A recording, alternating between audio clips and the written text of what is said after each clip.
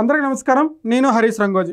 జగన్మోహన్ రెడ్డి గారు మన ప్రెస్ మీట్లోనే ఇంకా కొంచెం మాట్లాడడం జరిగింది. అదేందో ఒకసారి చూద్దాం. నేను చేస్తా ఉన్నాను, త్వరలోనే చేసేస్తాను ఈయన అంటాడు. ఆశ్చర్యం, 76 ఏళ్ళ ముసలాయన ఈ వయసులో రెడ్ బుక్ రాజ్యాంగ పాలన ఏమిటి, ఈ బెదిరింపులు ఏమిటి, వాడిని తొక్కుతా వీడిని తొక్కుతా అన్న మాటలు ఏమిటి? జగన్మోహన్ రెడ్డి గారికి నేను స్ట్రైట్గా అడగాల్సిన ప్రశ్న ఏంటంటే, మనం అధికారంలో ఉన్నప్పుడు, వైఎస్ఆర్సీపీ పార్టీ అధికారంలో ఉండేటప్పుడు మనం చేసినటువంటి బెదిరింపులు ఏమిటి, మనం చేసినటువంటి ఈ అఘాయిత్యాలు ఏంటి? అసలు కనీసం జగన్మోహన్ రెడ్డి గారు నియోజకవర్గంలో ఉన్నటువంటి సామాన్యమైనటువంటి ఓటర్ పరిస్థితి మీకు తెలుసా? గత 5 సంవత్సరాలు తెలిసిందా? ఏ నియోజకవర్గంలో ఏ గ్రామాల్లో ప్రజలు ఎలాంటి ఇబ్బందులు పడుతున్నారు? మీరు పెట్టినటువంటి కొంతమంది వాలంటీర్లు, అంతమందిని కూడా నేను అనట్లేదు, కొంతమంది వాలంటీర్ల వల్ల ప్రజలు ఎలాంటి ఇబ్బంది పడ్డారు?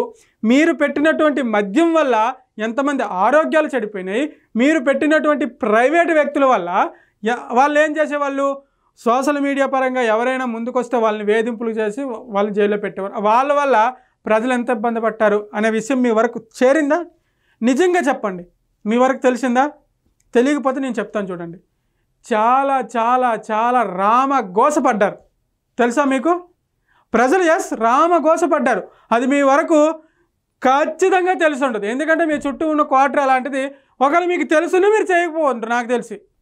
ఎందుకంటే మనకు కావాల్సింది ఓన్లీ సీఎం కుర్చీ. మనకు బయటకు వెళ్తే చుట్టూ పరదాలు కట్టుకుని వెళ్ళేటప్పుడు బయట ఉన్న వాళ్ళు ఎలాగా మనకు కనబడరు, బయట ఉన్న వ్యక్తులు అంటే బయట ఉన్న వాటర్లు ఎలాగా మనకి కనిపించరు. అలాంటప్పుడు మన హయాంలో చేసినటువంటి అన్యాయాలు, అక్రమాలు, దౌర్జన్యాలు, దోపిడీలు ఇవన్నీ పక్కన పెట్టి ఇప్పుడు కూటమి ప్రభుత్వం పైన బురద జల్లడం సరికాదు అని చెప్పి ప్రజలు మాట్లాడుతున్నారు.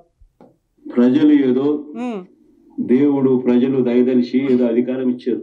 ఇచ్చిన అధికారం మీరు ఇంకొకసారి గుర్తుపెట్టుకోవాలి. జగన్మోహన్ రెడ్డి గారు, మీరు ఇంకా భ్రమలో బతుకుతున్నారు. దేవుడు ప్రజలు దయదలిసి ఏదో అధికారం ఇచ్చినారు అంటున్నారు. దేవుడు ప్రజలు దయదలిసి అధికారం ఇచ్చినారా ఇవ్వలేదా అని పక్కన పెడితే నేనేమనుకుంటున్నా తెలుసా?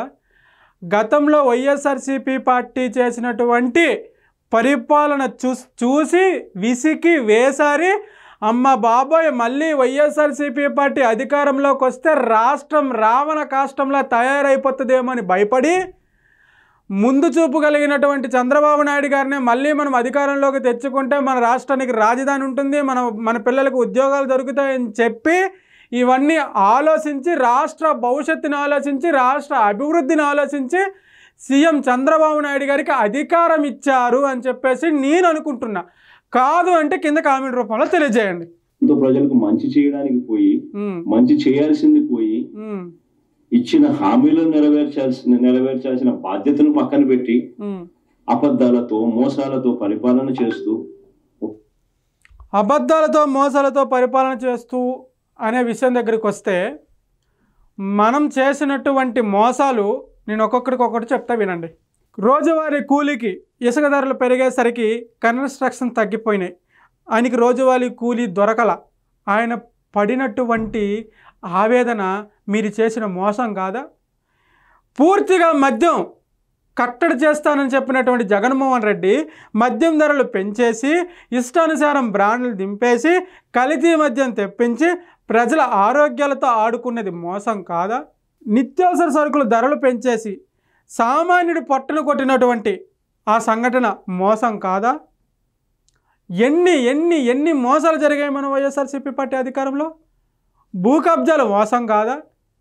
ల్యాండ్ పూలింగ్ మోసం కాదా?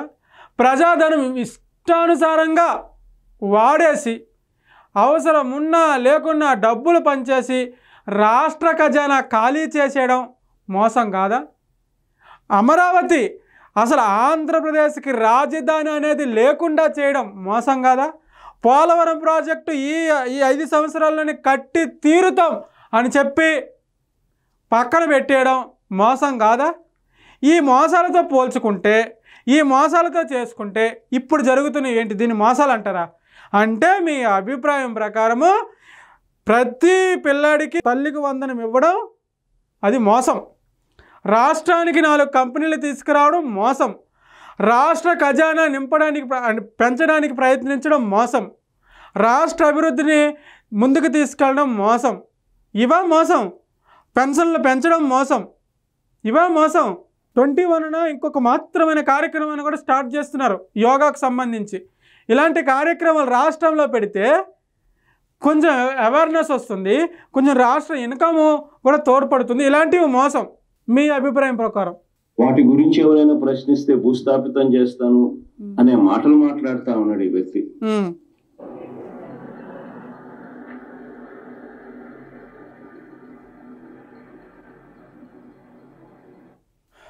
స్టార్టింగ్ ఒక మాట అన్నారు, ముసలాయన ఏంటి ఈ మాటలన్నీ అంటే చంద్రబాబు నాయుడు గారికి, ముసలాయన ఏంటి ఈ మాటలన్నీ, ఎవరిని భయపెడుతున్నావు అని చెప్పేసి ఒక మాట్లాడిండు.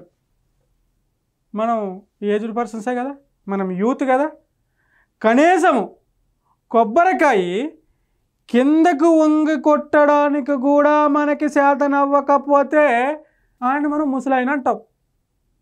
ఇక మీరే అర్థం చేసుకోవాలి.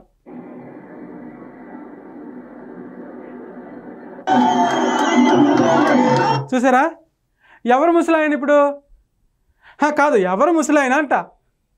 చూడు ఎలా ఎక్కుతున్నాడో ఆ ఏజ్లో.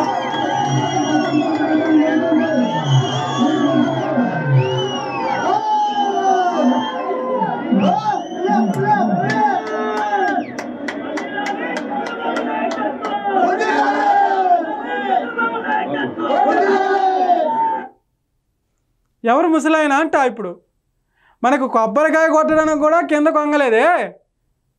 70 ఏళ్ళు ఉంటుంది అనుకుంటా, నాకు తెలిసి 65 నుంచి 70 ఏళ్ళ వరకు మధ్యలో ఉంటుంది అనుకుంటా. ఆయన ఎక్కేసి ఆ మాదిరిగా చేస్తుంటే ఆయన ముసలాయన అంటారు మనం.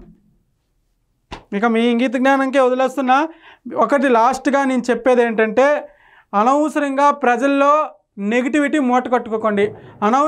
అనవసరంగా ప్రజల్లో ఆల్రెడీ నెగిటివ్ మూట కట్టుకున్నాము. దయచేసి ఇప్పటికైనా మారితే మంచిదని నా అభిప్రాయం. Thank you.